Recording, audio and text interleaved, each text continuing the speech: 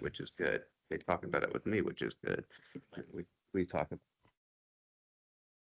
Ladies and gentlemen, a pleasant good morning to each and every one of you, and thank you for joining with us this morning for the August 2026 meeting of the Board of Commissioners of the Norfolk Redevelopment and Housing Authority. Having a quorum, we'll get right into our agenda. And first item of action is to approve the minutes from the previous meeting. Commissioners, anyone have any question, comment, criticism, suggestion on the minutes? Any reasons for additions or editing of any sort? The chair will entertain a motion. So moved. And a second? It's moved and second. Ms. Carnes? Mr. Groover, Aye. Mr. Casagrande, Aye. Ms. Mayo, Mr. Fraley. Aye, thank you for that, Commissioners. We'll get right into our public comments. We have anyone here with us who wishes to make comments to the board? Good morning, everyone. Good morning, Commissioners. Our first speaker is Melissa Bonfiglio from Legal Aid.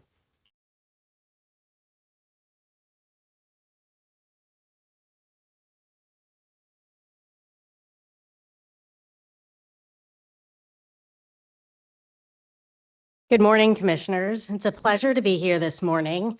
And the topic that I would like to address is the concerns we've had about the mold remediation and the maintenance that is being done at all of the compromised units at Young Terrace. As you know, Legal Aid has a significant number of clients who've been dealing with habitability issues, including persistent leaks and molds in various units, primarily in Young Terrace, but also in Diggs, also in Calvert, also in Oak Leaf. Once again, we really appreciate Karen Rose's efforts to communicate and to quickly move our clients into hotels when we request that happens. But we are very concerned about the actual maintenance and the turnover of units that NRHA is currently working on. As you know, many of the units have significant mold and water damage, and we have now had a number of units tested by NRHA's agent, Applied Laboratory Services. We've reviewed all of the mold and moisture reports that have been provided to us for our clients' units, and it appears as though the concerns and the mold remediation in those reports are being downplayed, with an attempt to shift the blame for the poor conditions of the units onto tenants, claiming that poor housekeeping and an accumulation of dust and organic matter is to blame for a significant portion of the mold. Given that the rehabbing and the repairs are currently being made to the units at Young Terrace, and that the HUD Public Occupancy Housing Dashboard as of August 4, 2026, still shows that NRHA has 226 vacant units, we want to engage in a dialogue with NRHA. We want to make sure that the units are being rehabbed properly and that the units that are coming back online and that our tenants are that our clients are going into have been properly remediated. I have asked questions, but I haven't gotten a lot of answers. It's unclear at this point why certain units are being chosen to be completely remodeled by an outside contractor, why some units they're just pulling out moldy kitchen cabinets, putting in new units, but refusing to address the underlying leak and moisture intrusion into those units. And I would also, at this point, like to flag the real lack of trust and disrespect that tenants feel. I've been in many units when maintenance has been in there, and maintenance is routinely making comments to tenants that, you know, they're understaffed, they don't have enough people, they can't do things properly, they don't really know what they're doing. They're being told to fix the plumbing, but they don't have any plumbing skills. They don't, they can't really do anything. And that really erodes any basic level of trust that tenants have that NRHA is finally trying to do the right thing. So I would certainly flag for NRHA that the professionalism of the maintenance staff who are dealing with tenants on a daily basis and speaking to them, that is really an area where there is a lot of room for improvement. With respect to the mold remediation, we've been concerned enough about the steps that NRHA has failed to take. And I would like to flag for NRHA as a whole that Negligent repair opens up NRHA to far more legal liability than just a failure to repair. That brings you into the tort realm, and that is certainly a problem. So to the extent that you know about problems and you're fixing things a little bit, that is potentially much worse. So to that end, Legal Aid, we've hired our own independent mold expert, McKee Environmental. They did their own testing on one of the units that was also tested by NRHA's mold expert, and they came to drastically different conclusions. The next speaker is going to be Anthony Askew, who did the mold testing at one of the Young Terrace units. And he's going to make a public comment briefly about what he saw and encourage NRHA to do the right thing by properly remediating the units in accordance with applicable law and regulations. Thank you. Thank you, Ms. Bonfiglio. Just a subtle reminder that comments are limited to 3 minutes.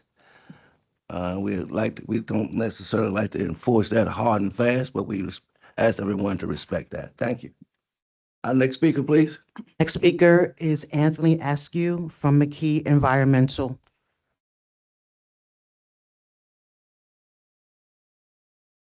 Good morning. My name is Anthony Askew. I'm an environmental professional for McKee Environmental, as mentioned.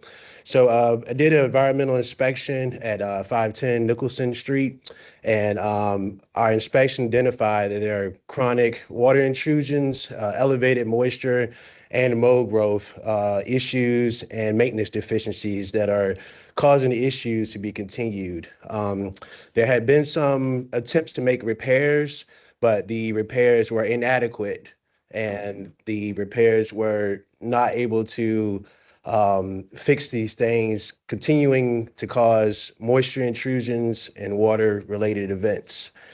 So we did do an inspection, and our inspection identified that there was mold growth available and visible, and our supporting laboratory results indicated that these mold growths are negatively impacting the environment and causing issues that can pose a potential risk of exposure to the tenants and their children. We recommend that these issues, these mold issues and moisture issues be remediated by a professional that is credentialed with the ICRC S500 standards for mold remediation and restoration. Thank you. Mr. Askew, your company name again, sir? McKee Environmental. Thank you. All right. Other speakers, please. Next. Our next speaker is Venturia Clay from the Independence Center.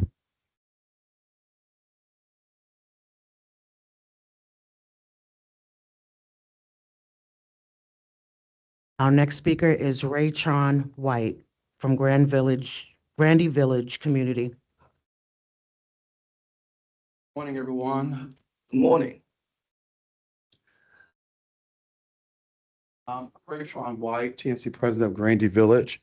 I just want to bring some highlights or some good highlights and some things we still need to work on as a whole agency. My highlight is I want to, I guess it falls under Steve Morales' umbrella and Mr. Clayton Odom, where some things that residents had tried to get through the rent office to get done for months, and they just couldn't get through. Their claim was every time they went up there, someone's different, but they gave me a call and we got stuff done in 2 days. So Steve, I don't know what you're doing. God bless you and your staff, Mr. Odom, because they are fixing things in Grandy Village. I can't speak for any other residents because I don't live there, but we are seeing the end of part of the rainbow because of the people are putting their work into it and getting back with us and finding the residents and talking to them. When I can go down the street and say, hey, what you do? How you do that? You lay them out? I said, no, I didn't lay them out. I just called them and asked them to check the unit out. So it's a disconnect somewhere in the line, but unfortunately the residents are getting stuff done in Grandy Village. So we just had a couple of incidents in our neighborhood. We have, you all heard over the media and over the news, two of the young men that got in a car accident last Thursday. They were two of the kids in my program I do every year, College Here We Come. They got burnt up and they passed away for some things, joyriding. And the people want to make them out of a criminal. They're not criminals. It's just they're young. They have nothing to do. So my question to NRHA, there's two questions. I would like for you all accountability and communication. Where do we go from here? Mr. Clark, I would love to meet with you. I have some ideas. I've been trying to wrap some things around my head to get, but the only words I got this morning was accountability and communication. We have to make sure these are the first and priority things that we do for the residents of all the neighborhoods that falls under NRHA. Accountability and communication. If you come to the table to the residents, maybe you'll get a better outcome than the professionals that's doing something that sometimes we may not even need in our own community. So that's all I have to say today. We can get them two words together, accountability and communication. I think we'll be on the right road to success for helping the residents. Thank you all and enjoy the summer. Thank you, Mr. White. Do we have any others present that wish to speak? The next person is Vantoria Clay from the Independence Center.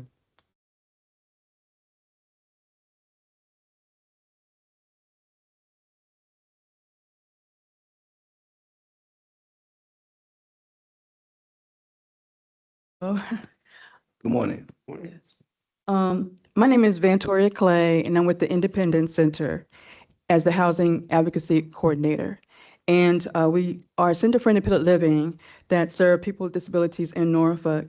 And we advocate for affordable housing needs to increase assisted housing opportunities, as well as to preserve the current inventory of assisted housing.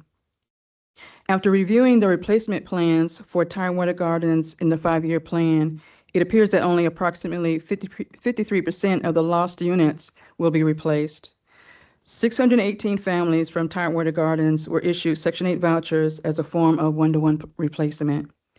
Our concern is that those families face challenges with finding appropriate housing with proper amenities, accessibility, and proximity to shopping areas and public transportation.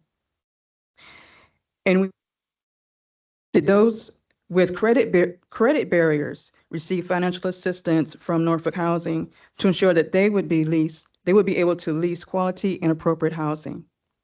Respectfully, we hope that Norfolk Housing will implement another strategy for the over 1,000 families living at Young Terrace and Calvert Square so that they can maintain appropriate assisted housing. And there will be available housing opportunities for those waiting for affordable housing and struggling with extreme housing cost barriers. We're here today to strongly advocate for Norfolk Housing to rehabilitate and restore the two communities in order to preserve assisted housing and to build first to create more housing opportunities needed. While we recognize the importance of deconcentrating poverty and to ensure safe quality housing, we're also concerned for the disability community who have been waiting on wait lists and ready to transition from nursing facilities. We recommend that new housing include at least 10% of accessibility for people with mobility disabilities, to include universal design features such as roll-in showers, and buildings with elevators, which would expand on the number of units that meet fair housing construction requirements. We would be happy to meet with staff such as Mr. Morales and Mr. Clark to have a clear understanding of Norfolk Housing's plans to expand on all housing for the extremely low income and very low income communities in relation to the 5-year plan. Thank you for your time and attention. Thank you, Ms. Clay. Our Do you next have anyone else speaker, present? Thank you. Go ahead. Danielle Moore.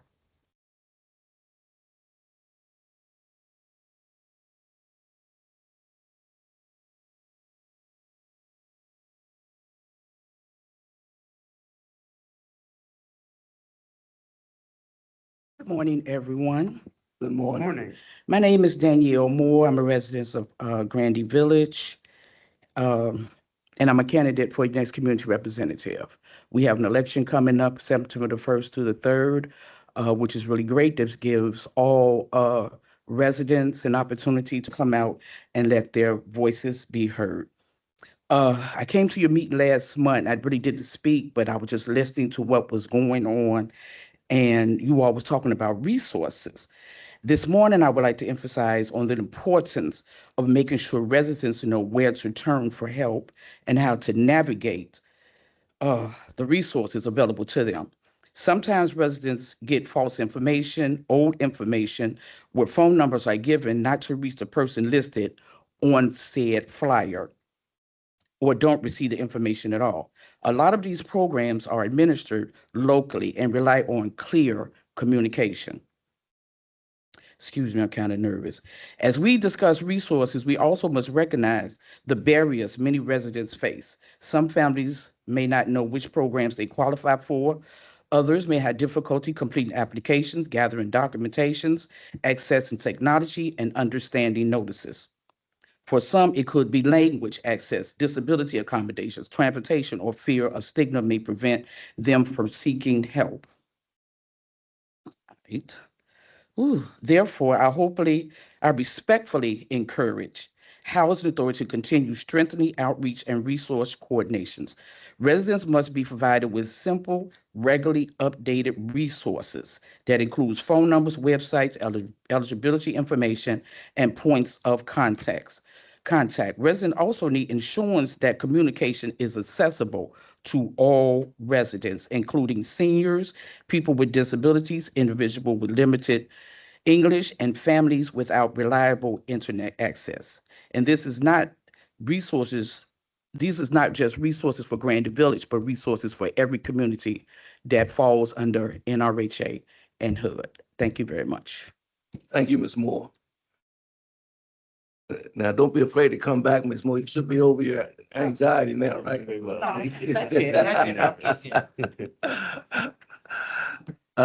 Next speaker, President.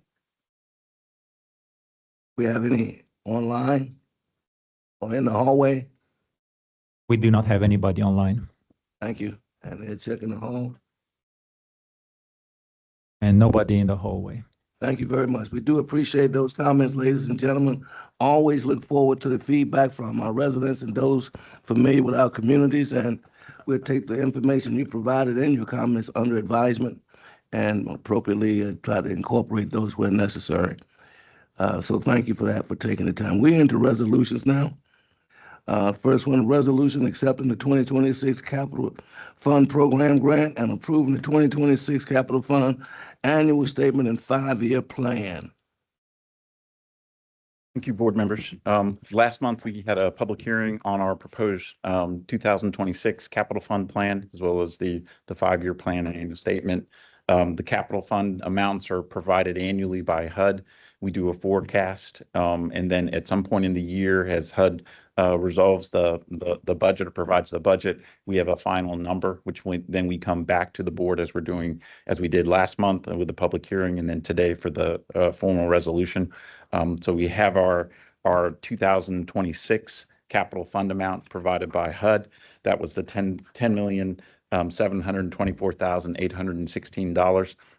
So we're before the board today for the official action of the board through resolution to accept those funds so that we can move forward with the 2026 capital fund plan. Thank you, Mr. Morales. Well, Mr. ED, anything you'd like to add? Commissioners, any comment, criticism, suggestion? I move to approve. Been properly moved to approve. Does the chair hear a second? Second. Properly moved and second to approve the resolution as presented. Ms. Carnes. Mr. Groover, Aye. Mr. Casagrande, Aye. Ms. Mayo, Ms. Chudzinski, Aye. Mr. Miller, Aye. Mr. Fraley. Aye, we thank you for that. Moving forward, resolution for 2027 Section 8 Management Assessment Program, CMAP, and Strategic Improvement Plan. I bet you Ms. Jones-Wofford is getting ready to tell us something.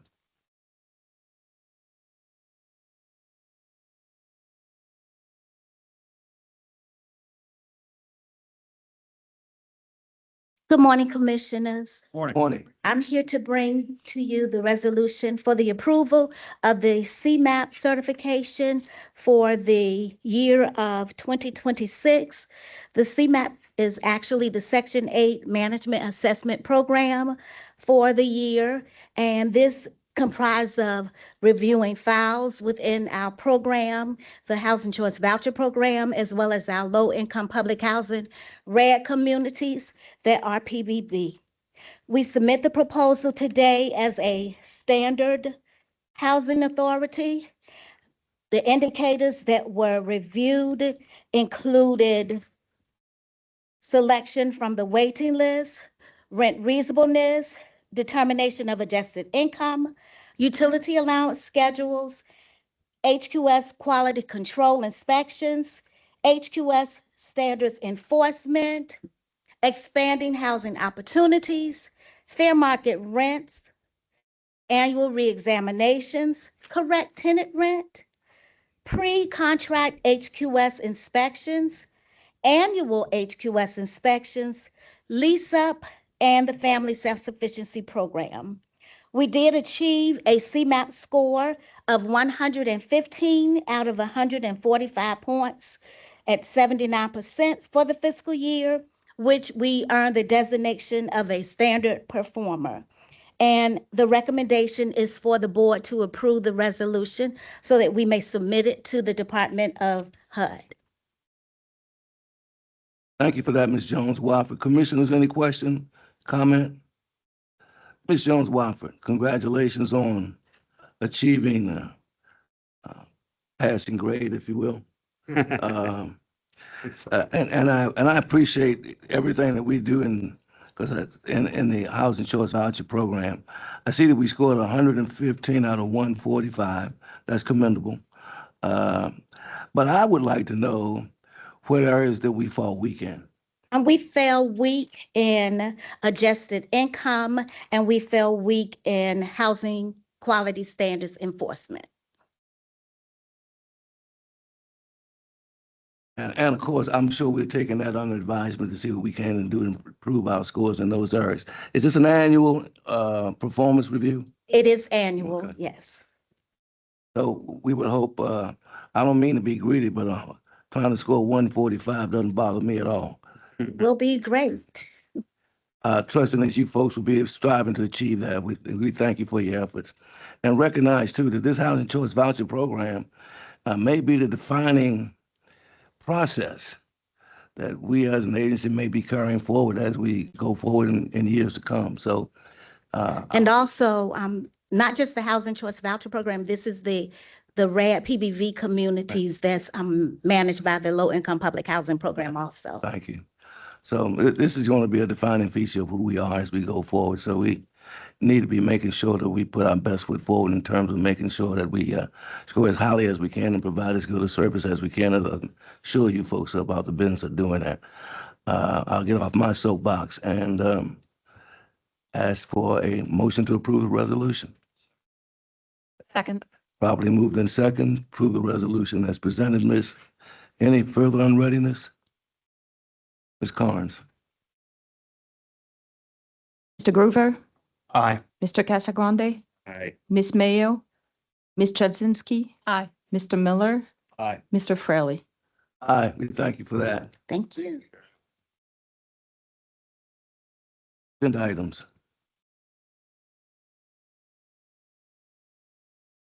Nothing. No agenda items this month, Mr. Chairman. We just had the two resolutions to present. Very good. I'm not mad with that, Michael, but we will take some comment from you now if you have something for us, sir. You.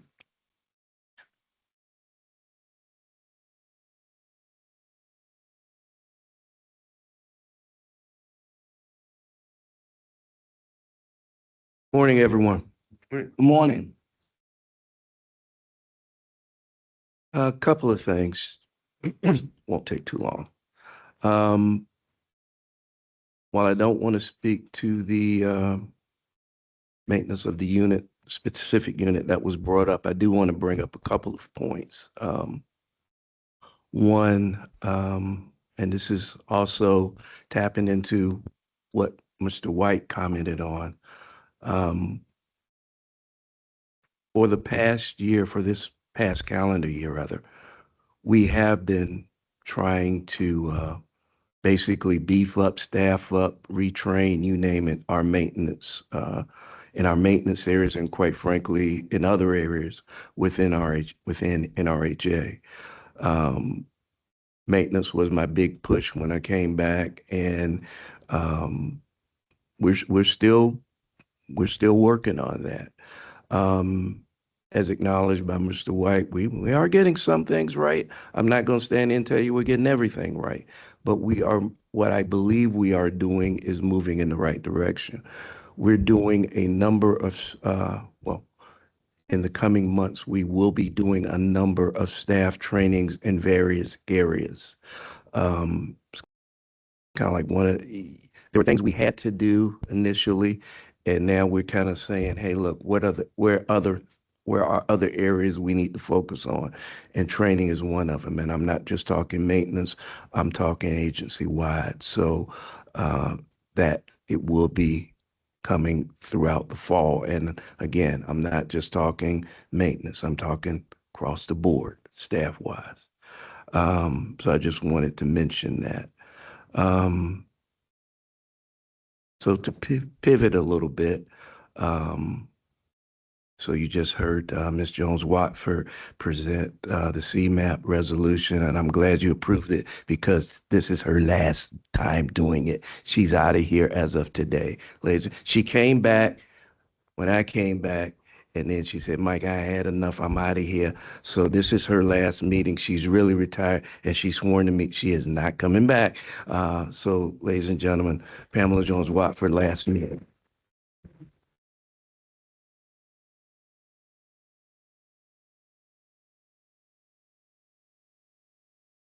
And I also, to something that the chairman started speaking on last month, and I cut him off abruptly, and I apologize for that. But we are also taking the interim tags off of some folk who have been doing a lot of work since January for me. I'd like to introduce Karen Rose as our Chief Housing Officer and Steve Morales as our Deputy Executive Director. And I want to, like Karen, she's out doing work, right? exactly, what can I say? But, and I want to also acknowledge Kashawn Easter, who is by choice taking on the positions of Budget and Finance Director, which is a big thing. She swore to me, she said, I don't want to be chief. There's nothing you can do to make me a chief. I tried, but taking on budget, the Director of Budget and Finance, that's a major thing here. So again, I want to emphasize that, when I came back, number one, I did not expect to still be here by now. But that's okay. But once you start trying to address one thing, sometimes you find you need to address a number of things. And we're going to do that. Like I said, we hear the comments that from the public. A lot of times we don't comment back up here, but make no mistake, we take that under advisement. We talk about it. We try to make changes. Changes don't happen overnight, but at least while I'm standing here, we're going to try to do that. Questions or comments? Thank you. Thank you, Michael. And again, we amplify the enormous contributions of Mr. Morales, Ms. Rose, and Ms. Easter for their loyal contributions to our efforts here. And we appreciate what they've been doing and acknowledge a well-deserving upgrade and removal of an interim tag in their roles. So thank you very much for your contributions. And we certainly look forward to your ongoing participation and contribution here, and trust that we'll continue to hang our heads on your good judgment. So thank you so much. We'll move into board committee comments. We have any committee meets?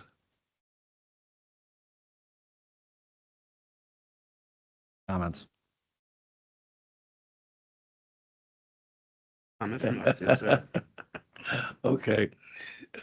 Amy? No, None. okay, good enough. We'll move forward. We're gonna have to take, I think next month, we don't have a meeting. Am I understanding that right? Mr. At this, Mr. yes, at this point, we are not having a September meeting unless an emergent item comes up. Right. So our next meeting would be October 15th. Good, and then in the interim, we'll try to churn up a little bit more activity with regard to our committees Yes. so that we can begin to engage them more effectively going forward. Committees play a critical role in what we do. We can't do it all here. So we look forward to those committees being active participants, providing information back to the board as well as the general public. So thank you for that. And as we move forward with our agenda, do we have any comments from any of our commissioners? Going once and again? No comment. Very good. We'll entertain a motion to go into closed session.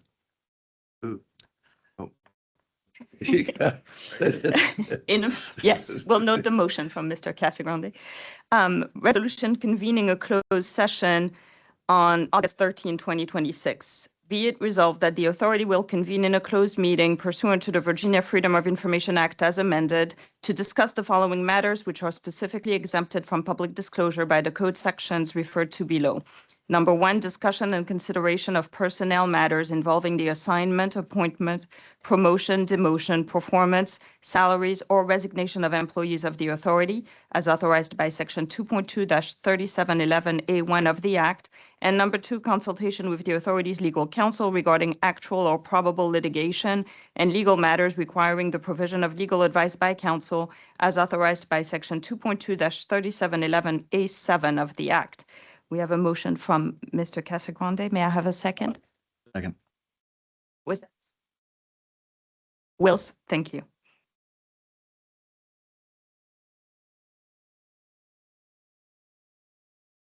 Mr. Groover? Aye. Mr. Casagrande? Aye. Ms. Mayo? Mr. Miller? Aye. Ms. Chudzinski? Aye. Mr. Fredley? Aye. We will transition into closed session. Thank you, everyone. Thank you.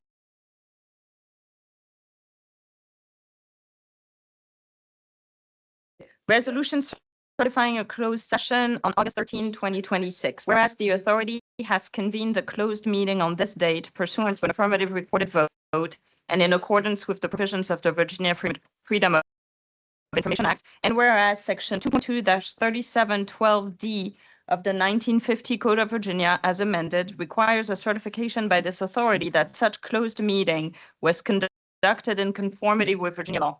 Now, therefore, upon motion duly made and seconded, be it resolved that the authority hereby certifies that to the best of each commissioner's knowledge, number one, only public business matters lawfully exempted from open meeting requirements by Virginia law were heard, discussed, or considered in the closed meeting. And number two, only such public business matters as were identified in the motion convening the closed meeting were heard, discussed, or considered by the authority. May I have a motion, please? So moved. A second? Second.